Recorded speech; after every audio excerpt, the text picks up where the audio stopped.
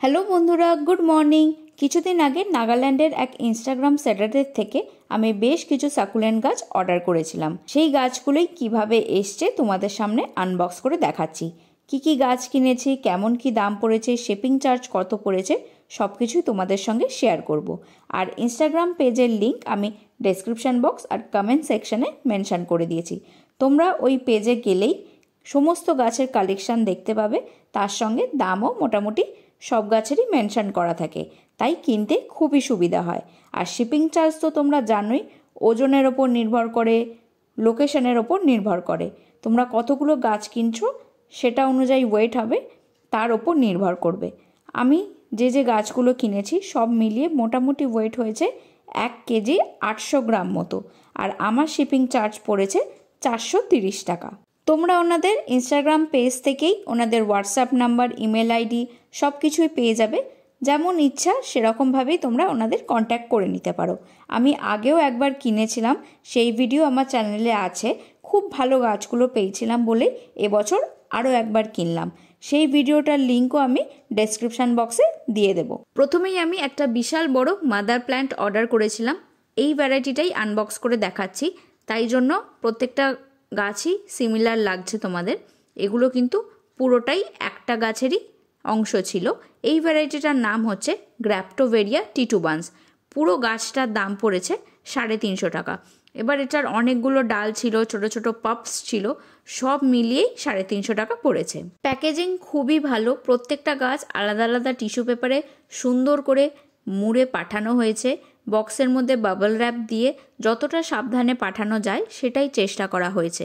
আর succulent গাছ তোমরা তো জানোই খুবই ডেলিকেট হয়, একটু চাপ লাগলে, একটু ধাক্কা লাগলেই পাতাগুলো ভেঙে যায়। তাই আনবক্স করার সময় দেখতে পাচ্ছ অনেকগুলো পাতা ভেঙে খসে যাচ্ছে, কারণ অনেক দূর থেকে বক্সে করে এই গাছগুলো এসছে।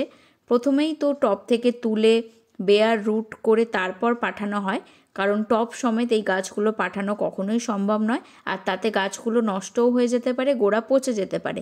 তাই এভাবেই গোড়াটা শুকনো করে তারপর বক্সে করে এই গাছগুলো পাঠানো হয়। আর আমরা যারা অনলাইন গাছ কিনি তারা একটু রিস্ক নিয়েই কিনি, কারণ জানি বক্সে করে কুরিয়ারের মাধ্যমে যখন গাছগুলো আসে, নার্সারি থেকে যেমনভাবে গাছ কিনি সেরকম কন্ডিশনে আমরা কিছুতেই পাবো না, একটু ড্যামেজ হবেই, এটা আমরা ধরে নিয়েই কিন্তু কিনি। এই গাছগুলো এক একটা 50 টাকা করে দাম পড়েছে। আমি বড় গাছের মধ্যে একমাত্র টিটুবান্স ক্লামটাই নিয়েছি, বাকি সব গাছগুলোই এই যে 3টে ভ্যারাইটি, 2টো ভ্যারাইটি আলাদা আলাদা দেখতে পাচ্ছ, ইন্ডিভিজুয়ালি সব কটাই 50 টাকা করে দাম পড়েছে। আর 2টো গাছ একটু বড় সাইজের নিয়েছি বলে সেই দুটো 80 টাকা করে পড়েছে। সেটা কোন গাছ আমি তোমাদের দেখিয়ে দিচ্ছি। সব কটার নাম আমারও এই মুহূর্তে মনে নেই, যে কটা মনে আছে আমি হয় বলে দিচ্ছি বা স্ক্রিনে তোমাদের জন্য মেনশন করে দেবো। এরপর আমি আরও একটা ভিডিও খুব তাড়াতাড়ি করছি, যেখানে তোমাদের দেখাবো কিভাবে অনলাইন সাকুলেন্ট গাছগুলো আসার পর যত্ন করতে হয়, কিভাবে পটিং করতে হয়, কেমন জায়গায় রাখবে, কখন কি জল দেবে, সার দেবে, কি ওষুধ দেবে, ফাঞ্জিসাইড দেবে কিনা, সব কিছু নিয়েই আমি পরপর ভিডিও আনবো। আমি আমার বেশিরভাগ সাকুলেন্ট গাছই অনলাইন আনিয়েছি, কারণ এখানে নার্সারি থেকে কিনলে একটু দামও বেশি পড়ে, আর যে সয়েল মিডিয়াতে বসানো থাকে সেটা সারা বছর আমি বাঁচাতে পারি না। আমি তাই অনলাইন বেয়ার রুটেড আনাই, তাতে আমার খুব সুবিধা হয়। আর এনেই আমি যে সয়েলটা তৈরি করি আমাদের ওয়েদারের জন্য, আগের ভিডিওটি তোমাদের সঙ্গে শেয়ার করেছি, সেই সয়েলে ডাইরেক্ট বসিয়ে দিই। এই ভ্যারাইটিটা হচ্ছে ঘোষটি, এটার দাম পড়েছে 80 টাকা। আর এই ভ্যারাইটিটা হচ্ছে জেলি বিনসের একটা ভ্যারাইটি, এটা পড়েছে 80 টাকা। এই দুটো গাছ যেহেতু একটু বড় সাইজের, তাই জন্য দামটা একটু বেশি পড়েছে। এবার ব্যাপারটা হচ্ছে, আমি অনেক দিন ধরেই তো সাকুলেন্ট গাছ করছি, এটুকুনি বলতে পারি সব ভ্যারাইটি কিন্তু যতই যত্ন করো তোমরা বাঁচাতে পারবে না। বিশেষ করে ক্রাসুলা ওভাটা, মুনস্টোন, এই দুটো আমি অনেকবার চেষ্টা করেও বাঁচাতে পারিনি। গরমকাল আর বর্ষাকালে বিশেষ করে এলেই সবকটা পাতা কালো হয়ে পচে যায়, সেটা মাটির টবে সিন্ডারে বসিয়েও দেখেছি, কোনোভাবেই আমি বাঁচাতে পারিনি। তাই জন্য সেগুলো আর কিনি না, খুব পছন্দের গাছ হলেও কিনি না, কারণ জানি সারা বছর বাঁচানো যাবে না। যে ভ্যারাইটিগুলো আমি বাঁচিয়ে রাখতে পারি সেগুলোই আমি বেশি করে কিনে কালেকশান বাড়াচ্ছি।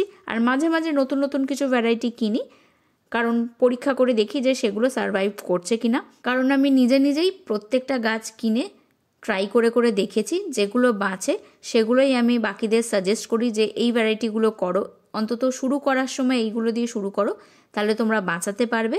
আর প্রথমেই যদি তোমরা গাছ করতে গিয়ে দেখো যে মরে যাচ্ছে, তাহলে দেখবে মনে হবে আর কিনবই না, আর এই গাছগুলো করবই না।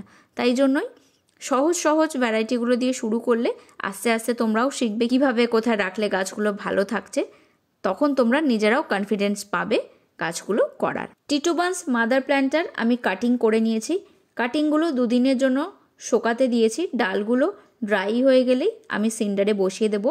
আর নিচের পোর্শনগুলো যেগুলোতে রুটস আছে আর ছোট ছোট পাপস আছে, সেগুলো আমি আমাদের এখানকার নর্মাল মাটিতে বসিয়ে চেষ্টা করে দেখছি যে সারা বছর বাঁচাতে পারি কিনা।